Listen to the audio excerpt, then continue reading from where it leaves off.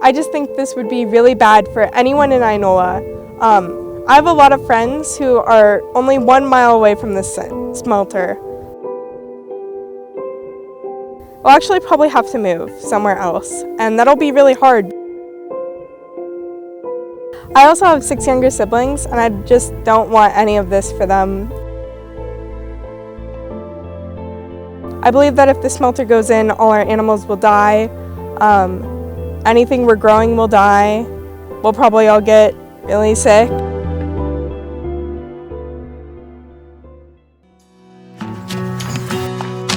You know, this barn is 80 years old. When I was a little kid, I used to play hide and go seek in the hay in there and lay on the roof and count the stars at night. You might be asking, why am I talking about an over 80-year-old barn of no real consequence? Well, because this barn and many more like it, a lot older and most still in use, well, they're in jeopardy. And the hay that this one used to hold and the hay that most of them still do hold, well, it's in jeopardy as well. And why is it in jeopardy? Well, there's some folks that want to put a smelter in our little agricultural town. You might be asking, well, what does a smelter have to do with a barn? Matter of fact, what is a smelter? That question is becoming more and more popular in Oklahoma. Specifically, what is an aluminum smelter? And as that question's notoriety grows, so does the concern regarding the answers. Wikipedia lists it as this. An aluminum smelter is a heavy industrial facility that extracts pure aluminum metal from aluminum oxide, using an intense electrolytic process. Because the chemical bonds holding alumina together are incredibly strong, smelting requires massive amounts of electricity.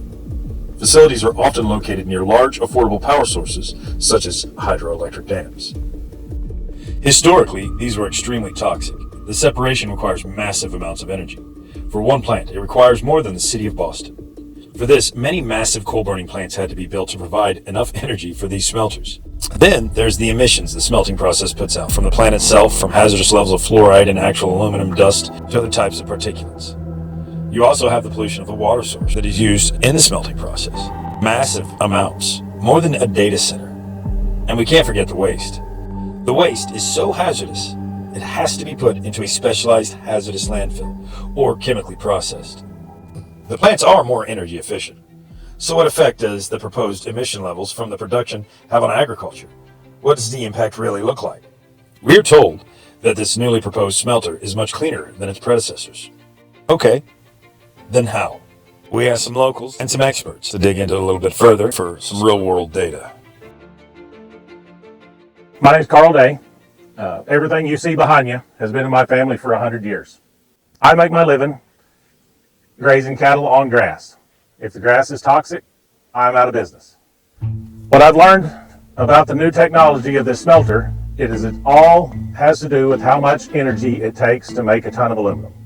It will only save the company money on electric. All the emissions are still the same. They have stated how much fluoride they are going to emit into the atmosphere in their air permit. Some people are making claims that it's not going to be that much, but in their air permit submitted to ODEQ, it is 425 tons per year. At that level, I see all livestock grazing be decimated within a 5 to 10 mile radius of the smelter. We are currently sitting right at 6 miles from that location. Carl, do you have any real-world data on the proposed effects? Anything verifiable? When I wasn't getting any data on the amount of fluoride that it will take to make my operation incompatible with a smelter, I decided to drive to Kentucky just to get a sample of the grass around a smelter there. What I found, all samples of grass came back at toxic levels for fluoride, from 1910 parts per million to 183 parts per million. Those samples were up to 5 miles away. The highest samples were 5 miles away from the plant. 5 mile radius from this smelter would be 50,000 acres. If we go out to 10, it's 200,000 acres. What entities are liable for that contamination? I sent the analysis from the samples that I took in Kentucky to a toxicologist that works for OSU. He sent back an email stating that any livestock in these areas need to be removed immediately, and do not make hay or silage or any sort of animal feed from this affected areas. I believe this will put all livestock production in southern Rogers County, part of Mays County, part of Wagner County, out of business. They say they're going to bring us 1,000 jobs, but not before they eliminate several thousand ag jobs in this area. The job market numbers are a disaster. We are losing jobs every day, and that is why you must elect me. I think one of the only headlines that they have is this 1,000 jobs and what it's going to bring in economic development. But again, it's insulting that we have jobs, there's opportunity here. You wouldn't have multiple generations within the same town if we didn't have opportunity here. We are good at agriculture and oil and gas. That's what we're known for. Why are we not incentivizing it? Why are we not investing in Oklahoma-based companies, adding employment to those companies, and have far more in economic development at a local level instead of giving it away, billions of dollars away, to foreign companies? More of the propaganda we keep hearing regarding the smelter are insinuations. Insinuations regarding things like being against the location of the smelter is ignoring national security, or we're not supporting Oklahoma being open for business. We wanted to know, are these hyperbolic statements, or is there some meat to this? We keep hearing the headlines of national security and what happens to the U.S. if we don't have aluminum production back here on our soil. Those for it say aluminum isn't necessary for our military. Yet none of these capabilities can exist without the foundational materials that build them. Aluminum is the backbone of our modern military. And I agree, we do need aluminum production back here on the soil. But the lie that we keep being told is that this huge percentage comes from China. It doesn't. And the Aluminum Association, which is the trade group's own industry, or the industry's own trade group, says 70% of our imported aluminum comes from Canada, where it's cheaper, it's cleaner, because they run on hydropower. They're an ally to us, and we don't have to ship it all the way across the sea. It is so insulting to think that this one business not coming to Oklahoma is going to put a black eye on the state. The Tulsa Port Authority has established their property there, and they can use other businesses in that port. They will have access to rail and the wastewater system. They will be able to bring in other tenants that are more compatible with our area. So what happens if this business doesn't come here is that it shows that Oklahoma has some integrity, some ethics behind it, that this is not it. We're not open for business. That is just absolutely insulting to the people who have established multiple generations of families here, to be slapped in the face with that we have no opportunity here. This doesn't make any sense. You know, we've been given an array of platitude about this smelter, this aluminum smelter that they want to put in Inola. We've been given all types of generalities from both our local officials all the way up to the very top. However, these hyperbolic generalities and bromides, although they may appease those who aren't directly affected, there are some of us riding the line of fire that, well, we're not satisfied.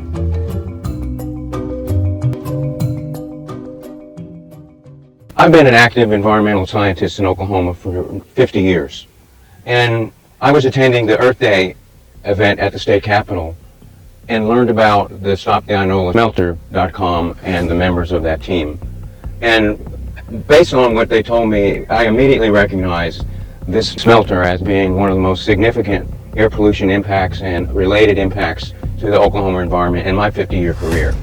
So I was encouraged to be able to work with them to help them understand the impact of the smelter to the local and regional and statewide air quality, and also to understand the health risks associated with the increased pollution for what we call criteria pollutants, things that affect our public health, things that have been around since the beginning of the Clean Air Act in the 1970s, that this facility is going to produce impacts for. So I went to the DEQ's website to learn about an air permit that StopTheInolaSmelter.com members told me about. So for instance, the facility will be a major source it'll produce pollution that's considered to be a significant deterioration of regional and statewide air pollution. The smelter itself is going to put tons per year of air pollutants that affect our lungs, that affect the ozone levels in our city, and more importantly, puts particulate matter into the air, some of which settles out locally and other of which goes regionally, and that affects public health, respiratory diseases, illnesses, asthma, and so forth. In fact, the facility is so significant that the EPA requirements are that they assess the impact of fluoride, one of its toxic emission components, all the way to portions of Arkansas and Missouri, not just here in Inola and not just in northeastern Oklahoma. So if it's important enough to assess what's going to happen all the way in Missouri and Arkansas, then it's definitely important to assess what it's doing here locally to the public health and regionally in the Tulsa metropolitan area. Ironically, they're using Tulsa in their pollution dispersion modeling as sort of a baseline to compare what pollution this might add to the environment. They're also having to add the background levels that are already being produced in the Port of Catoosa region, which has multiple industrial sites, every one of which have opportunities to add air pollution to the air. So the cumulative impact is really what interests me as an industrial hygienist. The current air quality permit that's on file with DEQ, and that information is available on their website for the public and others to review. That's the construction phase. And these are estimates by Century Aluminum, the Aluminum Oklahoma partners, as to what they believe this facility that's going to produce 800,000 plus tons of aluminum annually, and what it's going to pollute the air with. They have no actual idea. The confirmation of that won't come for perhaps 3 to 5 plus years from now, when they develop an operating permit that has specific permit conditions, which should include testing to ensure that what they say they're polluting the air with is at those levels or below, what we call permit conditions. And we don't even know what those permit conditions are yet. Even in the construction phase, we don't know that. So we're awaiting input from the Department of Environmental Quality on what they're going to do. So it happens to be newsworthy right now that we're having fires and forest fires in Canada, and some of that smoke is coming across our border. And recently, I understand our president made us aware that Canada is responsible for that smoke. That pollution is invisible to the human eye. Smoke is not. Much of the pollution from this facility will be invisible to the human eye, and without having ways to monitor it locally and at the source, and then regionally, we'll never have any documentation that the public can have as to what levels of pollution this facility ultimately is producing, that we will have to live with once it is built and once it is operating. I don't know what's worse, the foreign-owned entity or what they're calling the American-owned entity, because while they're based in Chicago, the majority of their shareholders are outside of the U.S. And when you look into those shareholders, you find lawsuits, bribery, and a whole rap sheet of horrible track records. Century alone is known for being a significant non-compliance by the EPA. All of their facilities have caused problems in every community. What kind of partnership are we working on?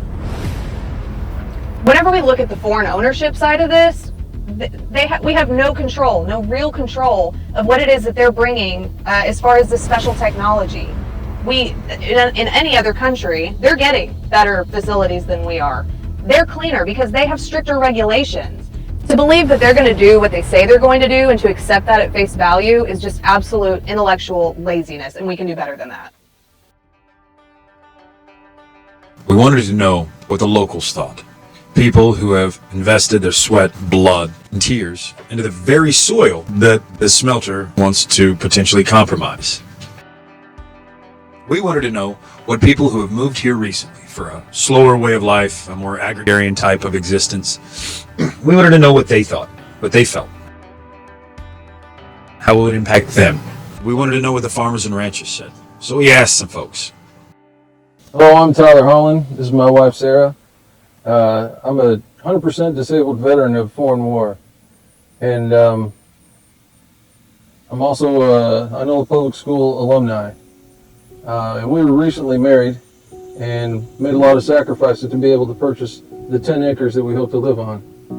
And while I was in this foreign land, there was a lot of concern about the air quality and pollution from the burn pits that we were exposed to. And then I come back here, move back home, and now we have this monstrosity that's going to pump out even worse air quality and pollution. And it's in our backyards of our 10 acres. All right, my name is Amber Self, and I live on our family farm in East Broken Arrow. The Self family has farmed in East Broken Arrow since the 1930s. The farm is fully operational by members of the Self family. We are 5th generation. We farm corn, wheat, soybeans. We do row crop, and we also raise our own hay, and we also raise our own cattle as well. And I think that's about it. I mean, I feel like that's a good intro. That's perfect. That's what that'll work. Okay. So about 90% of our farm operation is within 5 miles of this aluminum smelter. And there's so much multi-generational land investment there. You know, if we aren't able to operate our farm and the property values tank, how are we going to be able to provide for our family? This is our entire livelihood. That's all we make an income off of is farming. I'm Steven Flowers. We're a family of ranchers in Inola, Oklahoma. We moved here 5 years ago to expand our sheep and calf operation, and have pretty serious concerns about the smelter going in. We're concerned about the emissions levels. They're not going to stay on the smelter facility, and the impacts that have been proven through other studies in the past are that the smelter is pretty damaging to cattle. Fluoride emissions in particular. Cattle are very susceptible, along with other ruminants, to fluorosis, picking up fluoride through the grass that they graze on. My name is Lacey Ray Sweet. I have been a Claremore resident for my entire life. I've lived out in the country. I went to Justice Taiwa. So Claremore is within the 15-mile pollution radius, which also does not include the Oklahoma winds that will carry it further. So I'm really not looking forward to getting hit with, 425 yearly tons of fluoride. I have a deep care for not just the people of Oklahoma, but our wildlife as well. I'm Madeline McKinley. I'm 15 years old and I'm in a local high school. At a young age, dental fluorosis is especially bad, and you can also get asthma, which is not very good. I also have 6 younger siblings, and I just don't want any of this for them. We came out here so that we could be free from all the pollution and everything that's in the city, and now all the big industrial stuff is going in, and it's just really bad. I don't want any of it. Tyler, what was your MLS in the Army? What did you do? I was a parachute rigger and a combat engineer. I did a lot of aerial deliveries, actually the first heavy drop since Vietnam while I was there in 2003. I enjoyed every bit of my service. It was cut short because of medical conditions. And with all this emissions coming this way, it can only make my health worse. And I have 2 autoimmune diseases and a gene that holds on to toxins. So any pollution from this smelter would only exacerbate my conditions. And I mean, I do things already, trying to do things clean and safe, and we work really hard at that. And now the pollutions is going to be right in our backyard. So if there's going to be no way to get away from it. So that is a big concern of ours health-wise. As we look to build our forever home there. The plan was to build a handicapped accessible home that we could live in forever, and now that's all in jeopardy because we couldn't do that next to the smelter. We share a property line with where they're proposing to build this monstrosity. Yeah, it's literally right behind our house. So Inola currently is the hay capital of the world, and one of our primary, the primary basis of our economy is hay and cattle.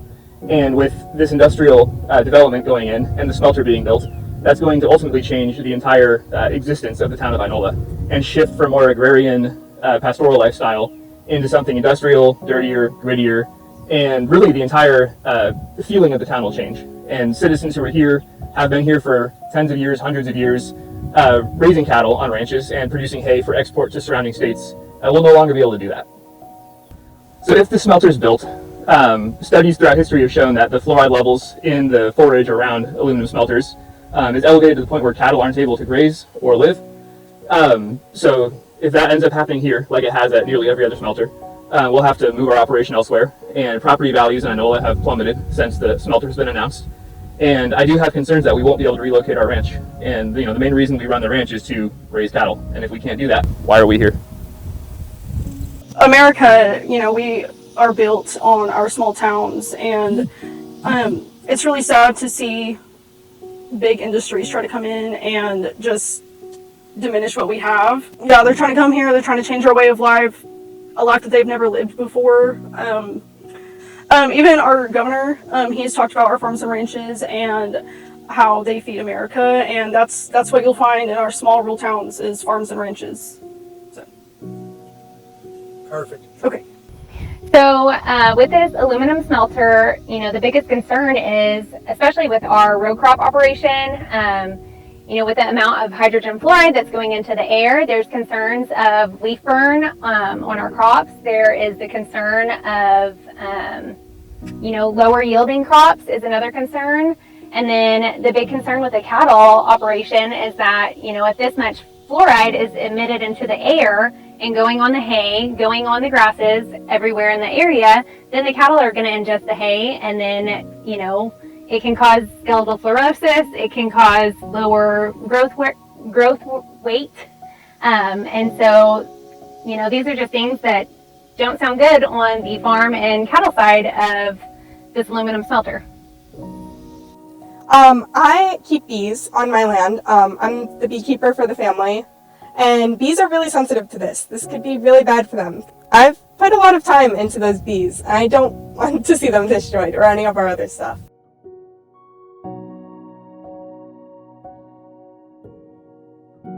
This entire issue to me has always been a property rights issue. I don't have the right to contaminate my neighbors. If I do, I'm liable for it. This smelter is going to give a free pass for them to dump a toxic particulate over tens to hundreds of thousands of acres in southern Rogers, Mays, Wagner, and Tulsa counties. I just don't see how that's right for Oklahoma.